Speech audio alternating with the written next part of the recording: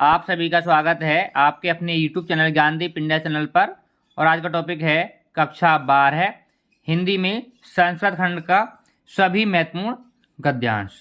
यानी इस वीडियो में कराएंगे हम आप सभी को जितने भी गद्यांश हैं आपके संस्कृत में जो महत्वपूर्ण हैं उनका हिंदी में अनुवाद। तो आइए वीडियो को शुरू करते हैं। आपसे एक छोटी सी रिक्वेस्ट है, अगर आपने अभी तक वीडियो को शेयर नहीं किया है तो पहले वीडियो को अपने दोस्तों के साथ शेयर कीजिए ताकि सभी बच्चे जुड़ सकें।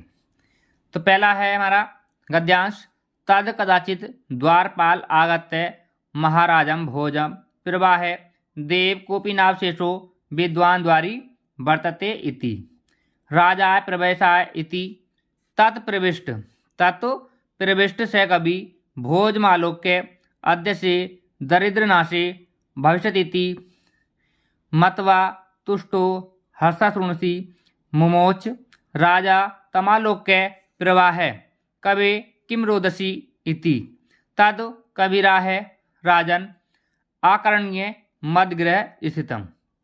तो इस तरह से आपको गद्यांश दे रखा होगा और आपसे पूछेगा कि इसका संदर्भ सहित हिंदी में अनुवाद कीजिए। तो आप संदर्भ लिखेंगे, प्रस्तुत गद्यांश हमारी पाठ्य पुस्तक हिंदी में संस्कृत खंड के भोजस्यो दार्यम पाठ से लिया गया है। इसमें आपको पाठ का नाम लिखना है केवल संदर्भ में। अगर आपने पाठ का नाम सही लिखा है जैसे मैंने आपको बताया है तो आपको इसमें 2 नंबर मिलेंगे और हिंदी में जो अनुवाद होगा वो आपका 5 नंबर का होगा। इस तरह से कुल मिलाकर के आपको 7 नंबर का ये प्रश्न होगा आपका।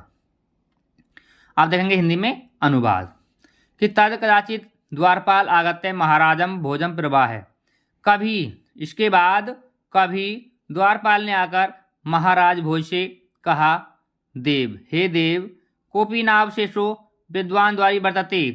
कोपी नावशेषो माने दरिद्र व्यक्ति या गरीब व्यक्ति विद्वान द्वारी वर्तते आपके द्वार पर खड़ा है। राजा प्रवेशायति, राजा ने कहा प्रवेशाय कराओ, प्रवेश कराओ। तद प्रविष्ट, उसके बाद वह प्रवेश होकर, वह कवि जो विद्वान था वह प्रवेश होकर के भोजमालोक्य राजा भोज को देखकर अद्य से दरिद्र नाशो भविष्यति माने मान लेता है, मतवा माने मानता है, तुष्टो माने तुष्टो हर्षशृणुषि माने खुशी के आंसू बहाए। दोबारा देखेंगे कि वह उस कवि ने प्रवेश करके या उस विद्वान ने प्रवेश करके राजा भोज को देखकर यह मान लिया कि आज से मेरी दरिद्रता नष्ट हो जाएगी। दरिद्रता माने गरीबी, गरीबी नष्ट हो जाएगी, यह मानकर उसने खुशी के आंसू बहाए। राजा तमालोक्य प्रवाह, राजा ने उसको देखकर प्रवाह माने कहा, कवे किम रोदसी, हे कवि क्यों रोते हो।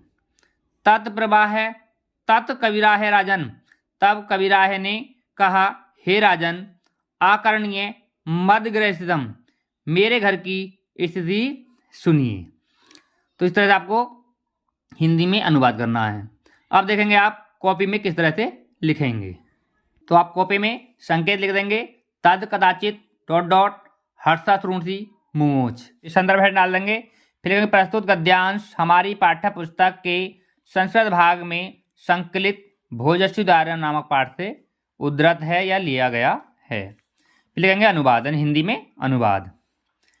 इसके बाद कवि द्वारपाल ने आकर महाराज भोज से कहा, देव केवल लंगोटी पहने अति दरिद्र यानी अत्यधिक गरीब एक विद्वान द्वार पर खड़े हैं। राजा बोले प्रवेश कराओ। तब प्रविष्ट होकर या प्रवेश करके उस कवि ने भोज को देखकर आज मेरी दरिद्रता का नाश हो जाएगा यह मानकर या विश्वास करके प्रसन्न हो खुशी के आंसू बहाए। यानी वह खुश हो गया और उसने खुशी के आंसू बहाए। राजा ने उसे देखकर कहा, हे कवि क्यों रोते हो। तब कवि बोला, राजन मेरे घर की दशा सुनिए। तो इस तरह लिखेंगे आप हिंदी में अनुवाद। इस तरह से आपने लिखा तो आपको 7 नंबर जरूर मिलेंगे। अब देखते हैं इसके बाद दूसरा गद्यांश जो बहुत ही ज़्यादा महत्वपूर्ण है। दूसरा गद्यांश हमारा याज्ञवल्क्यो मैत्रेयीवाच मैत्रेयी उद्यास्यन् अहम् अस्मात् स्थानस्मि तत् स्तेऽन्या कात्यायना विच्छेदं करवाणि। इति मैत्रेयी उवाच यदियं सर्वपृथिवी वित्तेन पूर्णा स्यात् तद्हिं तेनाहं मृता स्यामिति याज्ञवल्क्य उवाच नेति। यथोपकरणवन्तां जीवनं तथैव ते जीवनं स्यात् अमृतस्य तु नास्ति वित्तेन इति सा मैत्रेयी उवाच येनाहं नामृता स्याम किमहं तेन कुर्याम यदेन भगवान केवल अमरसाधनं जानाति तदेव मे ब्रूहि। याज्ञवल्क्य उवाच प्रिय न सती त्वं प्रिय भाषसे। ठीक है, अगर आपको यहाँ तक आ सकता है या फिर तदेव में ब्रूहि यहाँ तक भी आपको आ सकता है, या फिर आपके 2 लाइन आ जाएंगी तो आप 2 लाइन का ही हिंदी में अनुवाद करेंगे संदर्भ सहित। तो संदर्भ देखें क्या लिखेंगे कि प्रस्तुत गद्यांश हमारी पाठ्य पुस्तक हिंदी में संस्कृत खंड के आत्मज्ञ एवं सर्वज्ञ नामक पाठ से लिया गया है। फिर देखेंगे हिंदी में अनुवाद। याज्ञवल्क्यो मैत्रेयी उवाच, याज्ञवल्क्य मैत्रेयी से बोले, मैत्रेयी हे मैत्रेयी उद्यासनम अहम अस्मात् स्थानस्मि, कि मैं इस स्थान को छोड़कर दूसरे स्थान पर जा रहा हूँ। ठीक है, इस स्थान को छोड़कर दूसरे स्थान पर जा रहा हूँ। या फिर आप इस तरह लिखेंगे मैं गृहस्थ आश्रम को छोड़कर वानप्रस्थ आश्रम में जाना चाहता हूँ। ततस्ते अन्या कात्यायना विच्छेदम करवाणी इति, इसलिए दूसरी पत्नी कात्यायनी से तुम्हारा धन का बंटवारा कर दूं। मैत्रेयी उवाच, मैत्रेयी बोली यदि सर्वा पृथ्वी वित्तेन पूर्णवा, यदि यह संपूर्ण पृथ्वी धन से पूर्ण हो जाए तत्किम तेना है मृता श्यामिति, तो क्या मैं अमर हो जाऊंगी। याज्ञवल्क्य उवाच नेति, याज्ञवल्क्य बोले नहीं। यथोप उपकरणवन्तां जीवनम तदैव ते जीवनम स्यात्, यथोप कर्णवन्तां माने जैसा धनी लोगों का जीवन होता है वैसा ही जीवन आपका हो जाएगा। अमृतस्य तु नास्ति वित्तेन इति, इस धन से अमरता का कोई संबंध नहीं है। या कह सकते हैं आप कि आप इससे अमर तो नहीं हो सकती। सा मैत्रेयी उवाच, वह मैत्रेयी बोली ये ना हम नामृता श्याम किम तेन कुर्याम, अगर वह मैत्रेयी बोली इससे अगर मैं अमर नहीं हो सकती तो मैं इसका क्या करूंगी। यदि भगवान केवल अमर साधनम जानती, यदि आप केवल अमृत साधन की बात कहते हो या जानते हो तदेव में ब्रूहि, वही मुझे बताओ। नहीं, आप अमृत साधन का जो नियम जानते हो वही मुझे बताओ। याज्ञवल्क्य उवाच, याज्ञवल्क्य बोले प्रिय न सती त्वं प्रिय भाषते, हे प्रिया तुम सत्य बोलती हो या प्रिय बोलती हो। अब देखेंगे आप कॉपी में किस तरह से लिखेंगे। तो कॉपी में संख्या डाल देंगे याज्ञवल्क्यो मैत्रेयी उवाच त्वं प्रियम भाषसे। संदर्भ लिखेंगे प्रस्तुत गद्यांश हमारी पाठ्य पुस्तक के संस्कृत भाग में संकलित आत्मज्ञ एवं सर्वज्ञ नामक पाठ से उद्धृत है या लिया गया है। या आप इस तरह लिख सकते हैं कि प्रस्तुत गद्यांश हमारी पाठ्य पुस्तक हिंदी में संस्कृत खंड के आत्मज्ञ एवं सर्वज्ञ नामक पाठ से लिया गया है। लिखेंगे हिंदी में अनुवाद। याज्ञवल्क्य ने मैत्रेयी से कहा, हे मैत्रेयी मैं गृहस्थ आश्रम को त्याग कर इस स्थान से ऊपर, ठीक है, ऊपर जाने वाला हूँ, यानी मैं दूसरे आश्रम में जाने वाला हूँ। अतः इस कात्यायनी नामक दूसरी पत्नी से तुम्हारा संपत्ति का बंटवारा कर दूं। यह सुनकर मैत्रेयी ने कहा, यदि संपूर्ण पृथ्वी धन से पूर्ण हो जाए तब भी क्या मैं उससे अमर हो जाऊंगी। याज्ञवल्क्य ने कहा नहीं। याज्ञवल्क्य ने कहा नहीं। जैसा साधन संपन्नों यानी धनी व्यक्तियों का जीवन होता है वैसा ही तुम्हारा भी जीवन होगा। धन से अमरता की आशा नहीं है। फिर लिखेंगे तो उस मैत्रेयी ने कहा, उस मैत्रेयी ने कहा। इसे आप लिख सकते हैं या छोड़ सकते हैं, ठीक है। जैसे सभी धनवान लोगों का आध्यात्म की ओर ध्यान नहीं है वैसे ही तुम भी हो। तो आप ऐसे लिखना चाहें लिख देंगे, छोटा लिखेंगे आप। आशा नहीं है के बाद लिखेंगे आप उस मैत्रेयी ने कहा जिससे मैं अमर न हो सकूं उसे लेकर क्या करूंगी। भगवान यानी आप जो केवल अमरता की प्राप्ति का साधन जानते हो, ठीक है, अमरता की प्राप्ति का साधन जानते हो, वही मुझे बताओ। हे प्रिय तुम सत्य बोल रही हो। इस तरह देखेंगे इसका हिंदी में अनुवाद। अब देखेंगे महत्वपूर्ण गद्यांश नंबर 3।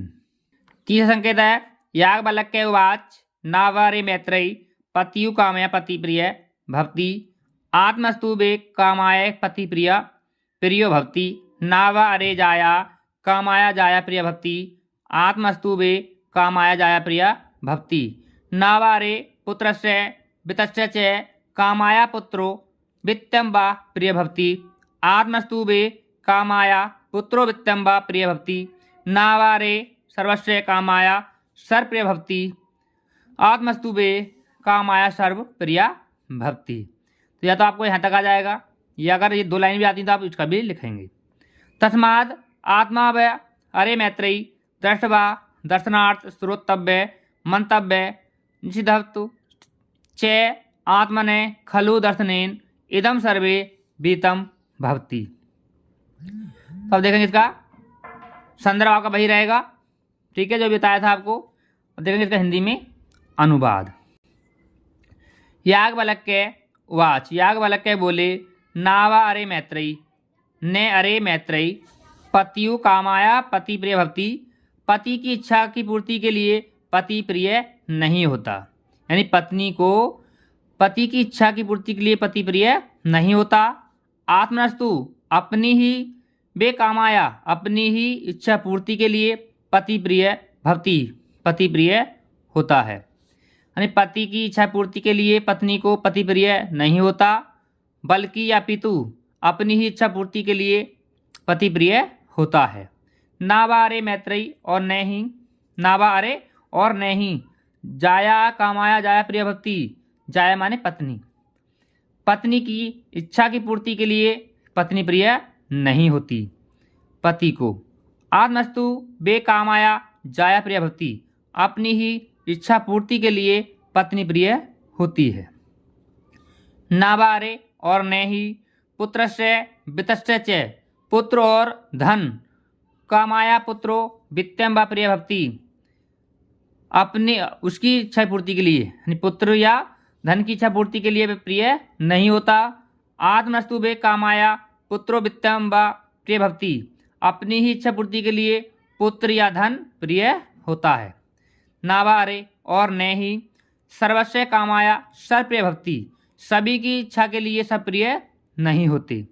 आत्मस्तु वे कामाया सर्वप्रिय भक्ति अपनी ही इच्छा की पूर्ति के लिए सब प्रिय होते हैं। तस्माद आत्मा वे अरे मैत्रेयी इसलिए आत्मा ही देखने योग्य है, आत्मा ही देखने योग्य है या फिर ध्यान करने योग्य है। दृष्टवा देखने के लिए, दर्शनार्थ दर्शन करने के लिए, श्रोतव्य सुनने के लिए, मंतव्य मनन करने के लिए, निषिद्धात्याश्च आत्मने खलु दर्शनेन और निश्चय ही, ठीक है, और क्या होता है निश्चय ही आत्मदर्शन से, ठीक है, आत्म दर्शन से इदम सर्व प्रिय भक्ति यह सब प्रिय होता है, यह सब इसका सबका ज्ञान होता है। अब देखेंगे इसे आप कॉपी में किस तरह से लिखेंगे। संख्या लिख देंगे याज्ञवल्क्य उवाच सर्वविदितं भवति। संदर्भ ऐसे लिखेंगे पूर्वत जैसे बताया था मैंने। लिखेंगे अनुवाद याज्ञवल्क्य बोले अरे मैत्रेयी या अरे मैत्रेयी पति की इच्छा पूर्ति के लिए नारी को पति प्रिय नहीं होता, अपनी ही इच्छा पूर्ति के लिए पति प्रिय होता है, या अपने स्वार्थ से ही वह पति को चाहती है, प्रेम करती है। अरि नहीं, पत्नी की इच्छा पूर्ति के लिए पति को पत्नी प्रिय होती है, वरन या पितु अपनी इच्छा पूर्ति के लिए ही पत्नी प्रिय होती है। नहीं अरे, पुत्र या धन की कामना के लिए पुत्र या धन प्रिय होता है, वरन अपनी ही कामना या इच्छा पूर्ति के लिए पुत्र या धन प्रिय होता है। नहीं सभी की कामना से सब प्रिय होते हैं, वरन अपनी ही कामना या इच्छा पूर्ति के लिए सब प्रिय होते हैं। इसलिए हे मैत्रेयी, आत्मा ही देखने योग्य है। ठीक है, देखने के लिए यदि देखना हो तो उसके लिए वह क्या करना है, सुनने योग्य है, मनन करने योग्य है और ध्यान करने योग्य है। निश्चय ही आत्मदर्शन से इस सब का ज्ञान हो जाता है। ठीक है, आप इस लिख सकते हैं, ब्रैकेट में लिखा है आत्मा के लिए स्वरूप के ज्ञान से, या फिर आप सीधे लिख सकते हैं निश्चय ही आत्मदर्शन से इस सब का ज्ञान हो जाता है। अब देखेंगे महत्वपूर्ण गद्यांश नंबर 4। चौथा गद्यांश है धन्योम भारत देश यत्र समुसति जनमानस पावनी भाव भावोद्भावनी शब्द संदोह पृथ्वी सुरभारती विद्यमानेषु निखिलेष्वपि वाङ्मयेषु अस्या वाङ्मयं सर्वश्रेष्ठं सुसम्पन्नं च वर्तते। यमेव भाषा संस्कृतानामपि लोके प्रसिद्धा अस्ति। अस्माकं रामायण महाभारत ऐतिहासिकग्रन्था चत्वारो वेदा सर्व उपनिषद अष्टादश पुराणानि अन्यानि च महाकाव्य नाट्यादीनि अस्यामेव भाषायां लिखितानि सन्ति। तो इस तरह से आपको गद्यांश लिखा हुआ मिलेगा, आपको उसका हिंदी में अनुवाद करना संदर्भ सहित। तो संदर्भ लिख देंगे आप कि प्रस्तुत गद्यांश हमारी पाठ्य पुस्तक हिंदी में संस्कृत खंड के संस्कृत भाषाया महत्तम नामक पाठ से लिया गया है। फिर लिखेंगे हिंदी में अनुवाद। धन्य भारत देश, धन्य है भारत देश, यत्र समुसति जनमानस पावनी, यहाँ ठीक है, यहाँ मनुष्य को या मनुष्य के मनों को पवित्र करने वाली भावोद्भावनी शब्द संदोह पृथ्वी सुरभारती, नए नए शब्दों को जन्म देने वाली। ठीक है, नए नए शब्दों को जन्म देने वाली, फिर उच्च भावों को उत्पन्न करने वाली संस्कृत भाषा विद्यमान है। विद्यमानेषु निखिलवती वाङ्मयेषु अस्या वाङ्मयं सर्वश्रेष्ठा सुसंपन्न च वर्तते। इसका साहित्य आज के समय में, इसका साहित्य सभी साहित्यों में, संस्कृत का जो साहित्य है वह सभी साहित्यों में सर्वश्रेष्ठ और सुसंपन्न है या श्रेष्ठ है। यमे भाषा, यही भाषा संस्कृत नामपि, संस्कृत के नाम से भी लोके प्रसिद्धा अस्ति, संसार में प्रसिद्ध है। यही भाषा संस्कृत के नाम से सभी संसार में, पूरे संसार में प्रसिद्ध है। अस्माकम माने हमारे, रामायण महाभारत आदि ऐतिहासिक ग्रंथ, हमारे रामायण महाभारत आदि ऐतिहासिक ग्रंथ, चत्वारो वेदा चारों वेद, सर्वोपनिषद सभी उपनिषद, अष्टादश पुराणानि 18 पुराण, अन्यानि च और अनेक, महाकाव्य नाटादीनि महाकाव्य और नाटक, अस्यामेव भाषा इसी भाषा में, लिखितानि सन्ति लिखे हुए हैं। ठीक है, इस तरह से लिखेंगे इसका हिंदी में अनुवाद। अब देखेंगे आप कॉपी में किस तरह से लिखेंगे। संख्या लिख देंगे धन्य भारत देश ... लिखितानि सन्ति। संदर्भ लिख देंगे प्रस्तुत गद्यांश हमारी पाठ्य पुस्तक के संस्कृत भाग में संकलित संस्कृत भाषाया महत्तम नामक पाठ से उद्धृत है या लिया गया है। फिर लिखेंगे हिंदी में अनुवाद। यह भारत देश धन्य है, जहाँ मनुष्य के पवित्र मनों को प्रसन्न करने वाली, उच्च भावों को उत्पन्न करने वाली, शब्द राशि को जन्म देने वाली देववाणी संस्कृत सुशोभित है। वर्तमान काल में विद्यमान समस्त साहित्यों में इसका साहित्य सर्वश्रेष्ठ एवं सुसमृद्ध है। यही भाषा संसार में संस्कृत के नाम से भी प्रसिद्ध है। हमारे रामायण, महाभारत आदि ऐतिहासिक ग्रंथ, चारों वेद, सारे उपनिषद, ये सभी उपनिषद, 18 पुराण तथा अन्य महाकाव्य, नाटक आदि इसी भाषा में लिखे गए हैं। ठीक है, आपको यहाँ तक इसकी व्याख्या करनी है या हिंदी में अनुवाद करना है। अब देखेंगे इसके बाद अगला महत्वपूर्ण गद्यांश। इसके बाद इसका महत्वपूर्ण गद्यांश है संस्कृत तस्य साहित्यम सरसम व्याकरण च सुनिश्चितम तस्य गद्ये पद्ये च लालित्यम भाव बोध सामर्थ्यम अद्वितीयम श्रुति माधुर्य वर्तते किम बहुना चरित्र निर्माणम यादृशी सत्प्रेरणा संस्कृत भाग में ददाति न तादृशी किंचित्यंत मूलभूतानां मानवीय गुणानां यादृशी विवेचना संस्कृत साहित्ये वर्तते अन्यत्र तादृशी दया दानं शौचम औदार्यम अनसूया क्षमा अन्ये च अनेके गुणा अस्य साहित्यस्य अनुशीलेन सज्जयन्ति। तो एक गद्यांश आपका यहाँ तक हो जाएगा और दूसरा आपका यहाँ तक होगा। तो ये दोनों गद्यांश में एक ही भाग में कराऊंगा। देख लेंगे इसका भी।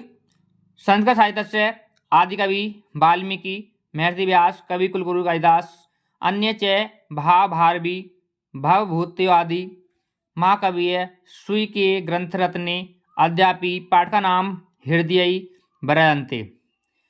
इयं भाषा अस्माभिः मातृसम सम्मानीय वंदनीय च यतो भारतमातु स्वतंत्रता गौरवम अखंडत्वं संस्कृत साहित्यम च संस्कृतेनैव सुरक्षितं शक्यन्ते। इयं भाषा इयं संस्कृत भाषाया सर्वासु भाषासु प्राचीनतमा श्रेष्ठा चास्ति च अस्ति तत् सुश्रुतं भाषासु मुख्या मधुरा दिव्या गिरिबाण भारती इति। तो इसका संदर्भ आपका वही रहेगा जो भी बताया था। इसके बाद देख लेंगे हिंदी में अनुवाद। हिंदी में अनुवाद लिखेंगे संस्कृत साहित्यम सरसम। संस्कृत का साहित्य सरस और व्याकरण सुनिश्चित है।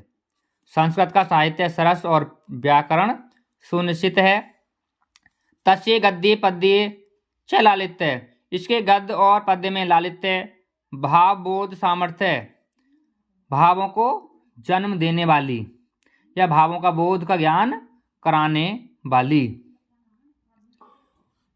अद्वितीय श्रुति माधुर्य वर्तते और कानों को प्रिय लगने वाली है। ठीक है, इसके गद्य और पद में लालित्य या लालित्य का भाव कैसा है, जो उसकी क्षमता है वो कानों को मधुर लगने वाली है, प्रिय लगने वाली है। किम बहुना, क्या बहुत, चरित्र निर्माण के लिए यादृशी सत्प्रेरणा, जैसी सत्प्रेरणा संस्कृत वाङ्मयदति, संस्कृत का साहित्य देता है। न तादृशी किसी अंत, और कोई साहित्य नहीं देता। मूलभूतानां मानवीय गुणानां, मूलभूत मानवीय गुणों का या गुणों की यादृशी विवेचना, जैसी विवेचना संस्कृत साहित्य वर्तते, संस्कृत का साहित्य देता है। अन्यथा तादृशी, ऐसा कोई साहित्य नहीं देता।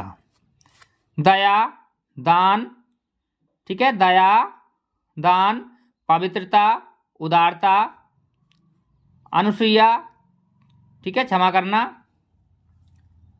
अनुसूया माने ईर्ष्या करना, क्षमा, ईर्ष्या न करना, क्षमा, अन्य चाहने के गुणा, और अनेक गुण, अस्य साहित्य, इसके साहित्य से, अनुशीलन सज्जनते, अनुशीलन माने अध्ययन करने से या मनन करने से व्यक्ति के अंदर आ जाते हैं।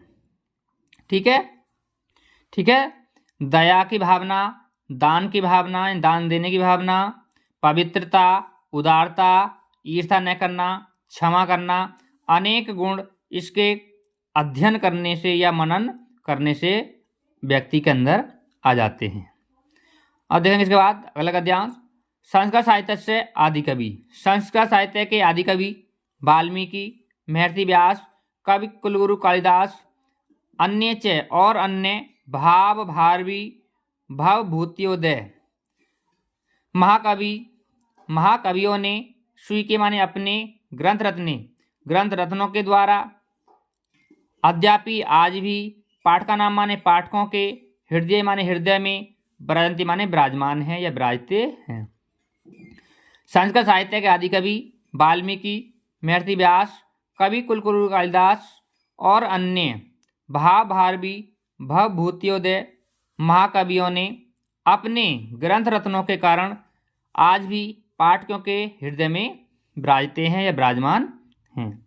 यम भाषा अस्माभि यह भाषा हमारी मातृसम माता के समान सम्माननीय वंदनीय च माता के समान सम्मानीय और वंदनीय है। यह तो माँ भारत मातु स्वतंत्रता इसी से भारत माता का स्वतंत्र गौरवम और अखंडता संस्कृति में च और संस्कृति नेव सुरक्षितम शक्यन्ते संस्कृत ही सुरक्षित रह सकता है।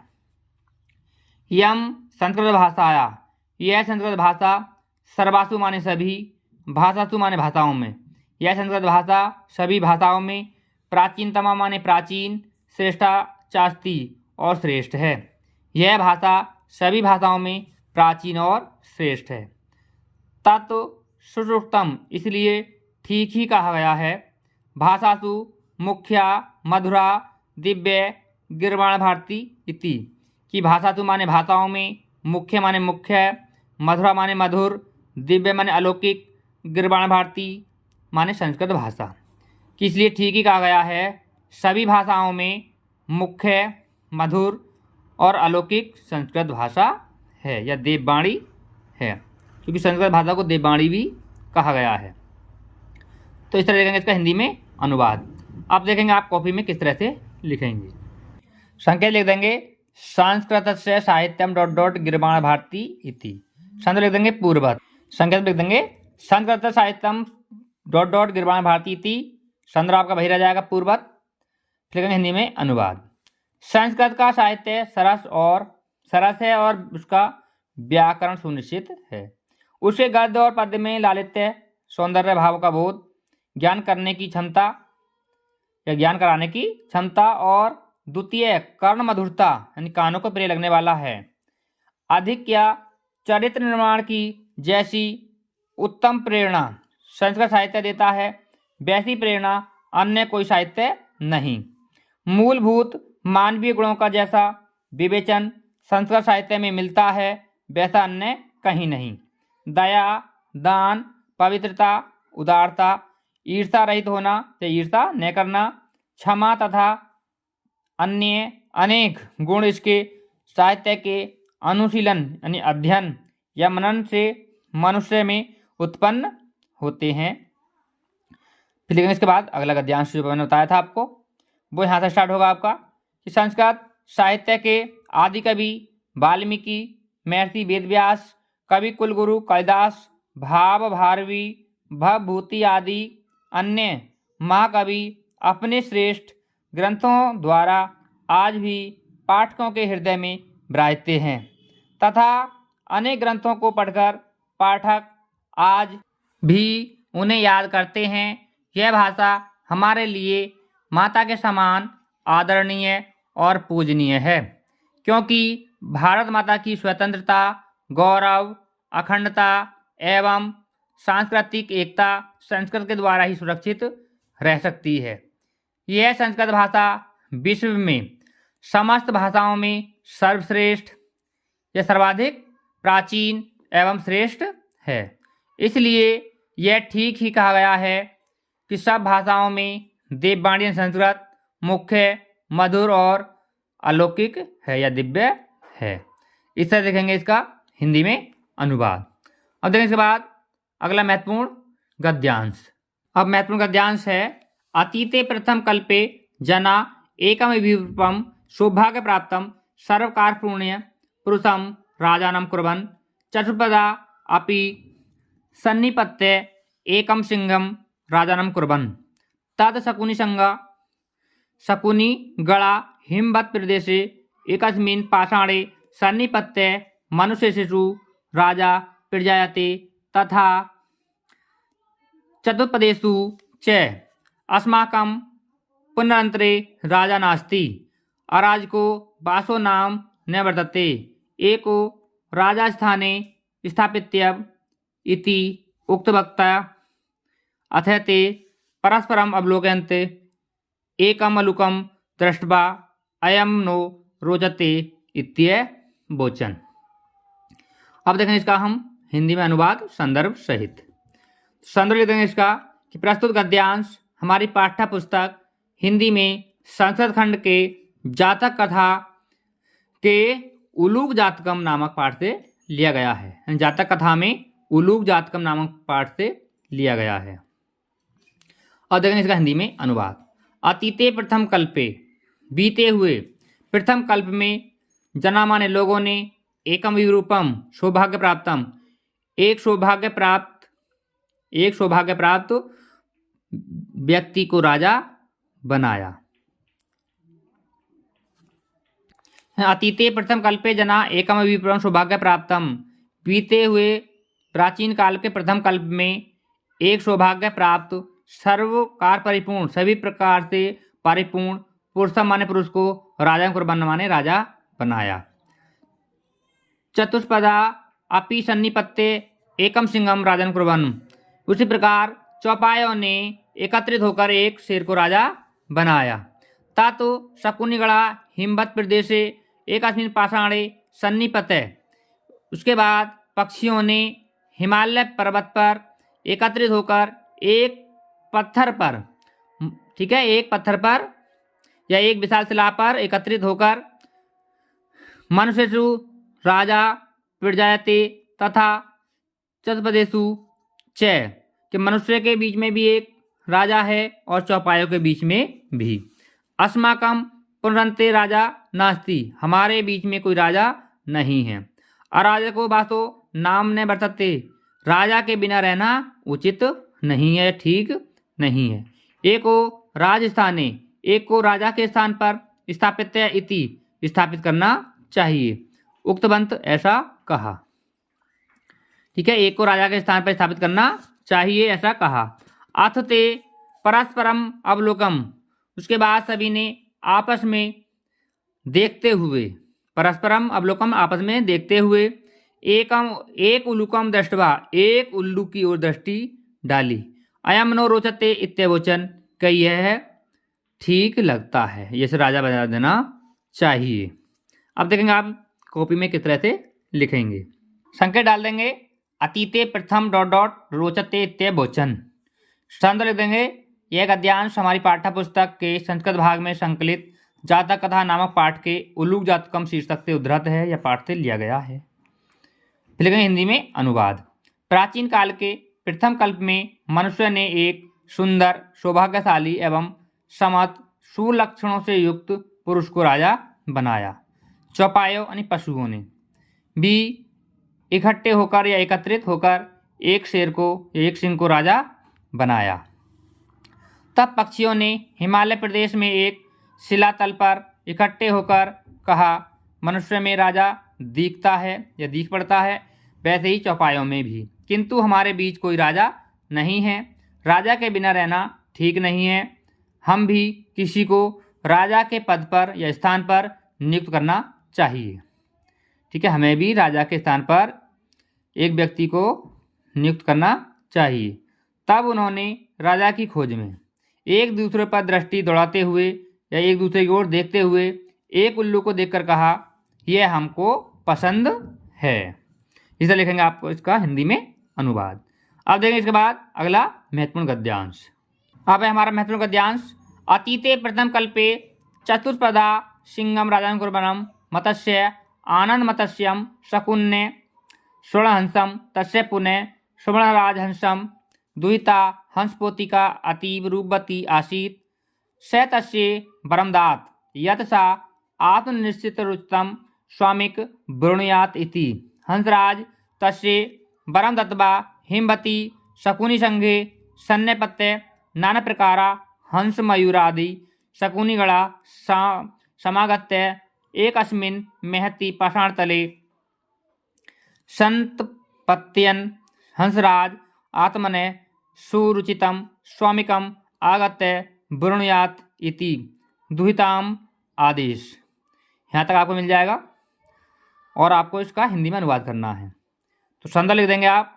प्रस्तुत गद्यांश हमारी पाठ्य पुस्तक हिंदी में संस्कृत खंड के जातक कथा के नृत्य जातकम नामक पाठ से लिया गया है। लिखेंगे हिंदी का हिंदी में अनुवाद। अनुवाद लिखेंगे अतीते प्रथम कल्पे चतुष्पदा सिंहम। बीते हुए प्राचीन काल में चौपायों ने, ठीक है, एक चौपायों ने, पशुओं ने एक शेर को राजा बनाया। मछलियों ने आनंद मछली को, पक्षियों ने स्वर्ण हंस को। तस्य पुनः, उसके बाद पुनः स्वर्ण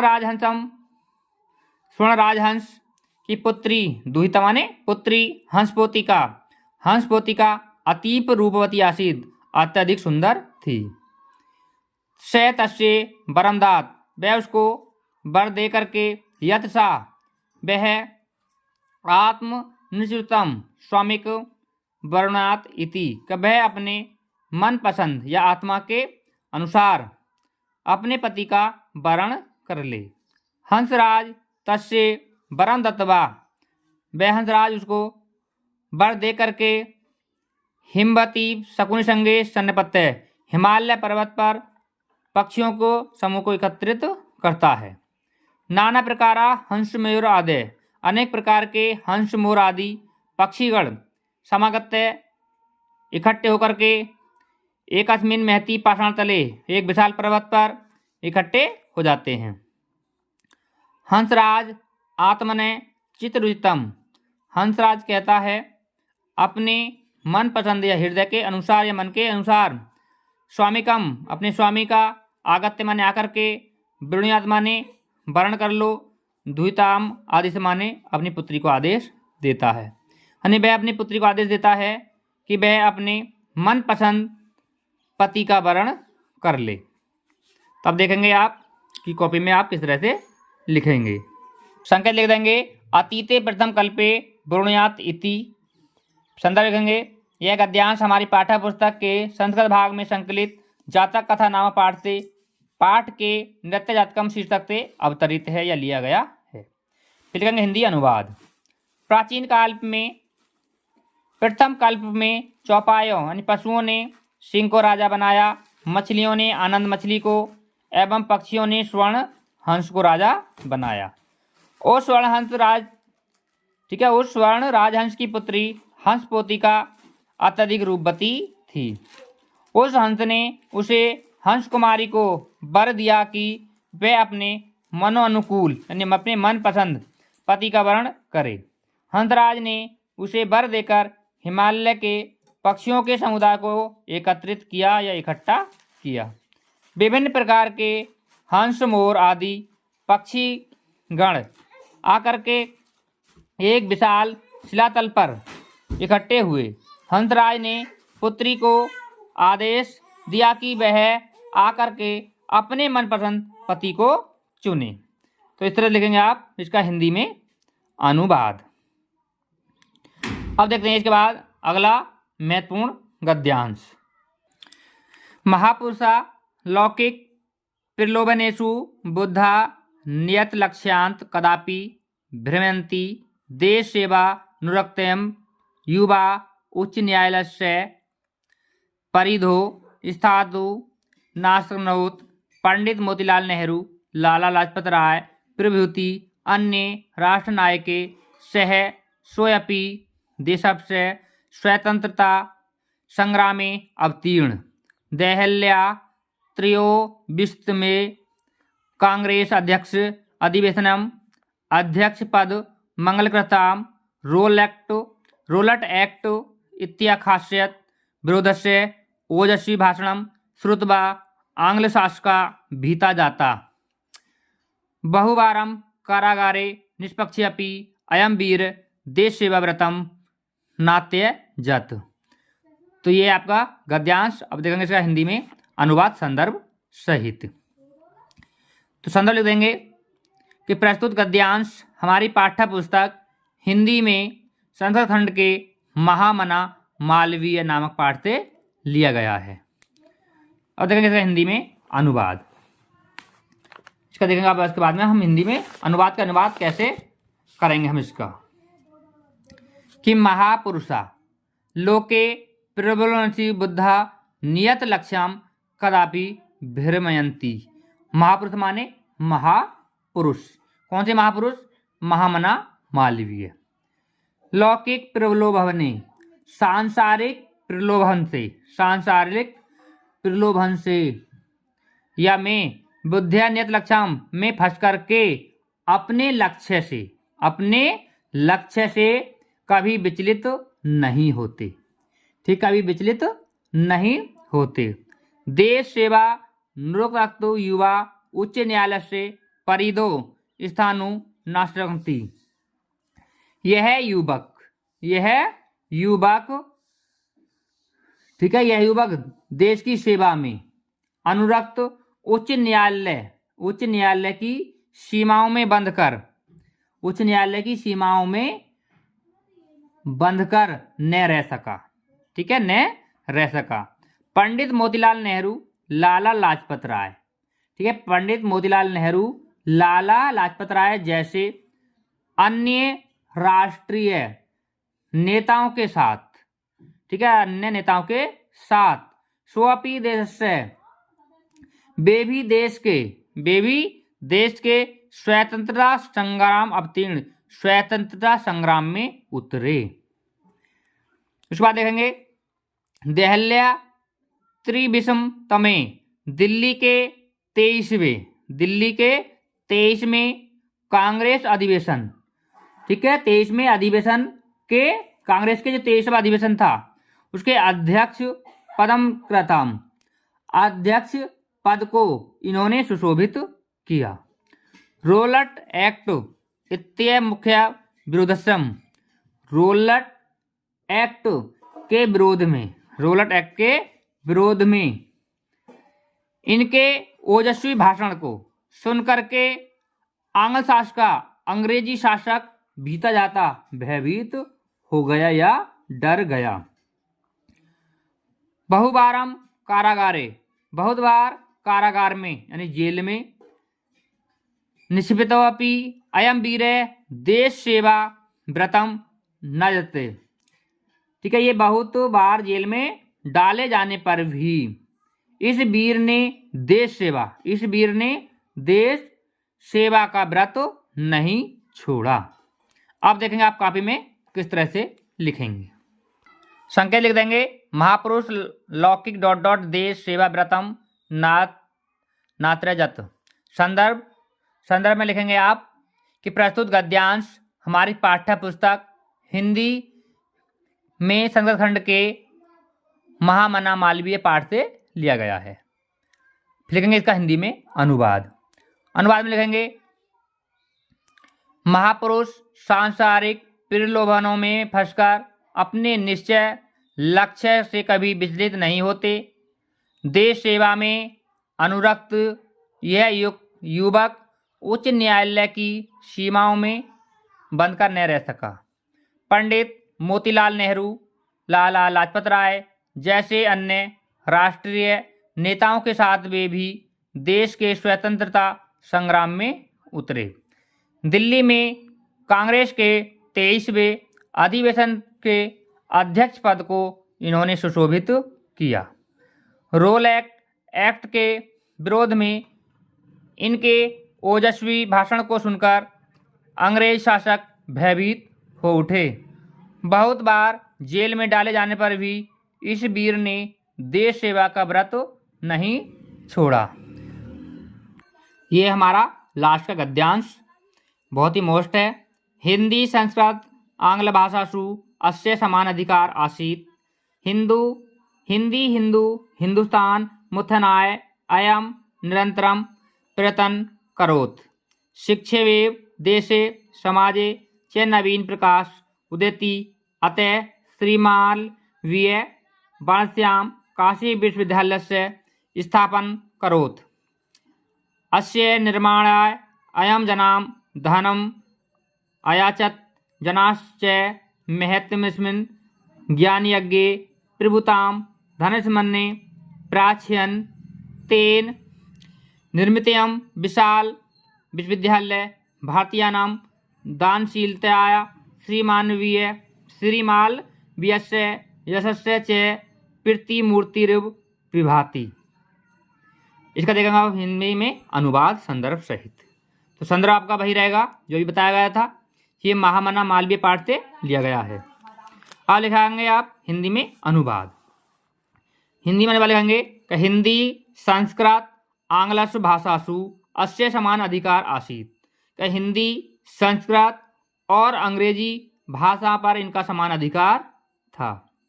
ठीक है, इनका हिंदी संस्कृत और अंग्रेजी भाषा पर समान अधिकार था। हिंदी हिंदू हिंदुस्तान मुत्थाय अयम निरंतर प्रयत्न करोत। इन्होंने क्या काम किया कि हिंदी हिंदू हिंदुस्तान की उन्नति के लिए ये निरंतर प्रयास करते रहे। शिक्षेव देशे समाजे च नवीन क्रम से प्रकाश उदयति अतः ये शिक्षा द्वारा ही देश और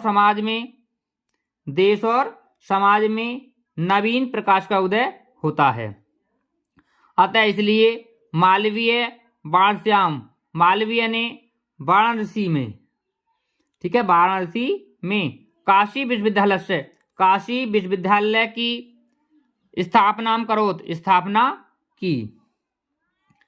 अस्य निर्माणम अयम जनाम धनम, इसके, ठीक है, इसके निर्माण के लिए इन्होंने जनाम धनम लोगों से धन मांगा। अयाचत माने मांगा। महती ज्ञान यज्ञ, और लोगों ने इस महान कार्य के लिए या ज्ञान यज्ञ के लिए प्रभुतम धनस में प्रच्छान, इन्होंने प्रचुर धन दिया। लोगों ने भी इस महान यज्ञ में या ज्ञान यज्ञ में बहुत धन दिया, प्रचुर मात्रा में धन दिया। निर्मिताम विशालम तेन निर्मिताम विशालम, इनके द्वारा बनाया हुआ यह विशाल विश्वविद्यालय भारतीयों के लिए ही नहीं, ठीक है, भारतीयों की लिए ही नहीं है, भारतीयों की ही दानशीलता श्री मालवीय के यश और प्रतिमूर्ति की भांति यह सुशोभित हो रहा है। तो अब देखेंगे आप इसका कॉपी में आप किस तरह से अनुवाद लिखेंगे। संकेत डाल देंगे हिंदी संस्कृत आंग्ल भाषासु ... विभाति। संदर्भ पूर्ववत रहेगा जैसे ही बताया था आपको। अनुवाद लिखेंगे इनका हिंदी संस्कृत और अंग्रेजी भाषाओं पर समान अधिकार था। हिंदी हिंदू हिंदुस्तान की उन्नति के लिए ये निरंतर प्रयत्न करते रहे। शिक्षा द्वारा ही देश और समाज में नवीन प्रकाश का उदय होता है। इसलिए श्री मालवीय ने वाराणसी में काशी हिंदू विश्वविद्यालय की स्थापना की। इसके निर्माण के लिए इन्होंने लोगों से धन मांगा और लोगों ने इस महान ज्ञान यज्ञ में इन्हें प्रचुर धन दिया। इनके द्वारा बनाया हुआ यह विशाल विश्वविद्यालय भारतीयों की दानशीलता और श्री मालवीय के यश की प्रतिमूर्ति की भांति सुशोभित हो रहा है। तो यहाँ तक आप लिखेंगे इसकी व्याख्या या फिर हिंदी में अनुवाद। जो हमारे गद्यांश महत्वपूर्ण हैं उन सभी का आपको बताया गया आपको हिंदी में अनुवाद संदर्भ सहित। तो आज के वीडियो में बस इतना ही। आपको ये वीडियो कैसा लगा हमें कमेंट करके ज़रूर बताएं। अगर वीडियो अच्छा लगा हो तो वीडियो को लाइक करें और अपने दोस्तों के साथ शेयर करें और आप हमारे साथ अंत तक जुड़े रहे इसके लिए आप सभी का बहुत बहुत धन्यवाद। और फिर मिलते हैं अगले वीडियो में। तब तक सभी दोस्तों को नमस्कार।